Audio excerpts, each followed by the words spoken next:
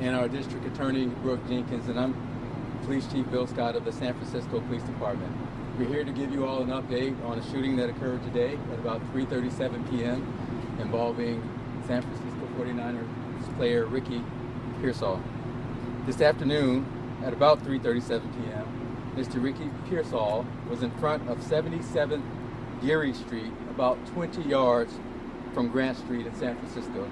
He was walking alone when a suspect approached him and attempted to commit an armed robbery using a gun.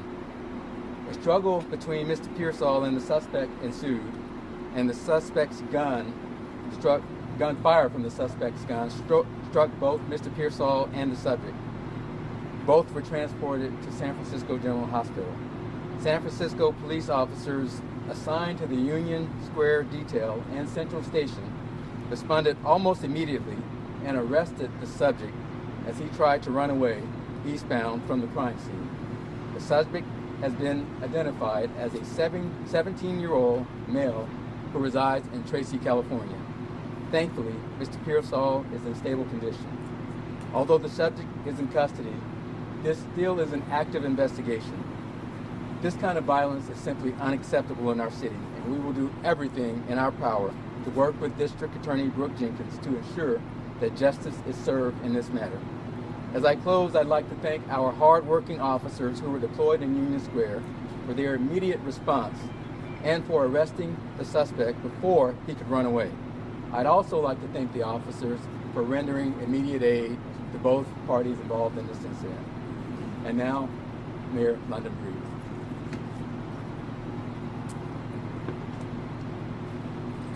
This was a terrible and rare incident in Union Square, and our thoughts are with Ricky Pearsall and his family. He has a bright future, and I look forward to seeing him recover and get back on the field. We are grateful to our staff here at San Francisco General, our first responders, including the San Francisco Fire Department, as well as our police officers who are out on Union Square, who rendered aid right away. Right now, he is in stable condition. I'm also grateful for the quick action of our police officers who immediately, within a minute, responded to the situation, apprehended the suspect. Their work ensures that people know that if they come to San Francisco to commit crimes, they will be arrested. I'm confident that our district attorney, Brooke Jenkins, will take the necessary action to prosecute this case. This is how we hold people accountable in San Francisco. Robberies and any violence like this will not be tolerated in our city. We know San Francisco has the lowest violent crime rate than most major cities in this country. But statistics don't matter when incidents like this occur. What matters is supporting the victim and holding those accountable who break our laws and endanger the lives of others. Our focus will be on the continuing recovery of Ricky and keeping our city safe, and our thoughts continue to be with him and his family at this time. And with that, I'd like to turn it over to our District Attorney, Brooke Jenkins. Thank you, Mayor and Chief Scott. I, too, want to express my thoughts and prayers are with Mr. Pearsall and his family during what I know has to be a very traumatic time. Many people may have questions about where things will go from here. As you heard just a moment ago, there was an arrest by the San Francisco Police Department in connection with this case. They continue to investigate this matter and gather additional evidence so that they can hand the case over to my office for review. We expect to make a charging decision by the middle of next week, either Tuesday or Wednesday of next week. Given that the suspect is a juvenile, at this time, those charges will be filed in the juvenile court as we continue to review the evidence to figure out where we go from there. But at this time, that is how this case will proceed. It should be clear, one, that the police department in this city will do its job to make sure that those who are committing any crime let alone a crime like this, are caught.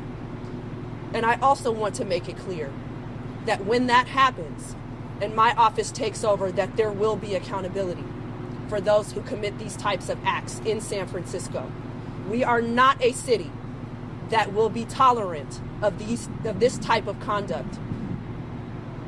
And so I look forward to continuing to work with the police department. I thank them for their swift action, and I will continue to work to support the mayor in our efforts together to collectively make San Francisco as safe as it should be. This is a setback, but we will continue to push forward to make sure that we minimize these types of events in our city. Thank you. You guys, we can take a couple questions. I want to do it nice and orderly here. There's a lot that the chief, the DA are not going to be talking about because this is an open criminal investigation and it's incredibly active right now. So if anybody has any questions, let's start right here. Is there any indication that Ricky was targeted because of who he is as a football player? No, there is no indication that he was targeted because he's a football player. At this point, we believe that this was an attempted robbery, and we're pretty confident about that. Do you know what they were trying to steal from him? Well, we're not going to release that at this time. Information is still flowing in. We're interviewing the officers. We have to interview Mr. Pearsall. Of course, he's receiving medical care right now. So when we put information out, we want to make sure it's 100% accurate. Although we have a good idea, we're not ready to release that at this time. He was described as stable. Can you shed any more light on that? Is this a life-threatening situation?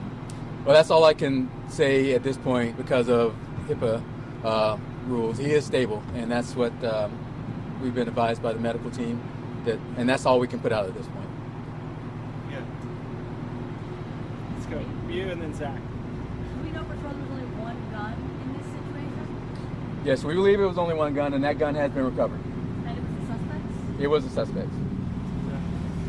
Well, do we know what the gun, what type of gun, any indication that there were other people involved in this attempted robbery? Is this suspect known to the police? As far as we know right now, the suspect was acting alone, but as I said, this is an active investigation, so we have a lot of work to do.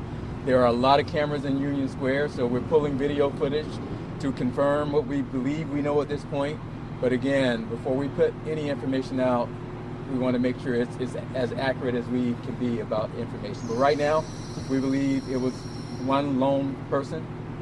That may change as we get video evidence. And a known criminal? Well, he's a juvenile. He's a juvenile, so that's about as much as I can disclose at this point.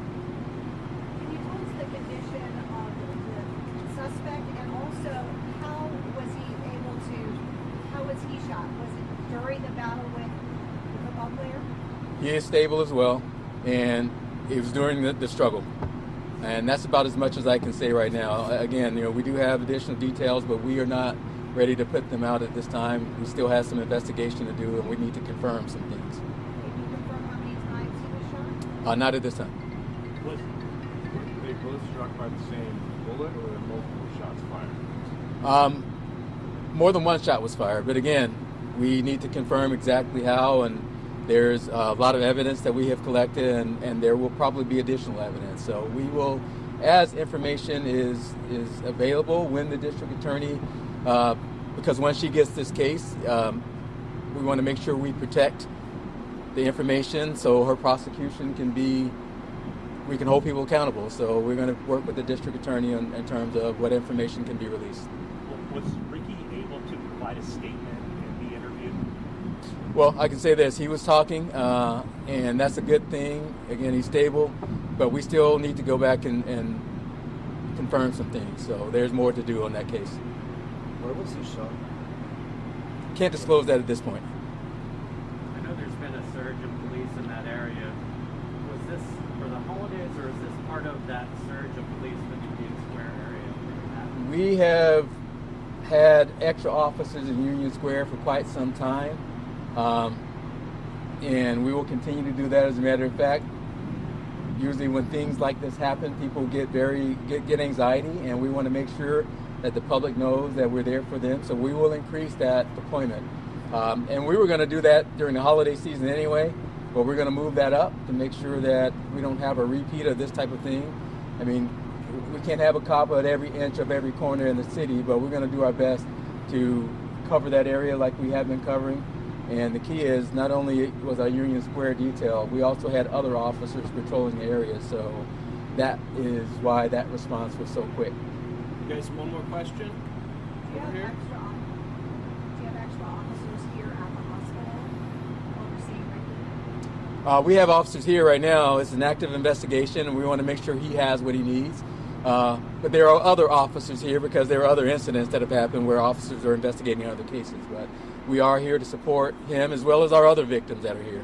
So you see quite a few officers here, but we are here for everybody. All right, last one. Mayor, the DA mentioned that this is a setback. Can you comment just on the idea about San Francisco and crime and Duke narrative, et cetera, and how this fits into that? Yeah, I would just say that it is very rare for something like this to happen in Union Square. And also, as what was mentioned earlier, we have had an increase in officer deployment, specifically covering the Union Square area for the past couple of years. And so, unfortunately, this incident, we are glad that the victim will be okay. But this incident does set us back from all the hard work that we've done in order to make significant changes in public safety in San Francisco. We still have the lowest violent crime rate of any major city. We are on track to have record low numbers of gun violence in particular in this city. And the police department has done an extraordinary job in addressing many of those issues, investigating those crimes, and holding people to account, and more importantly, working with our partner in the district attorney's office, Brooke Jenkins, in order to make sure there is accountability. So this is a setback because a lot of that hard work and the data, goes out the window sometimes when something happens like this. And my hope is that we can demonstrate that this is an isolated incident, one where our officers acted swiftly, and the things that we put into place and how they were designed led to an arrest and will lead to accountability. That's how this is supposed to work. And we hope that people who think that they can come to San Francisco and commit these acts understand that they will be held to account. You guys, thank you so much for coming out under such short notice. Thanks for your attention on this case.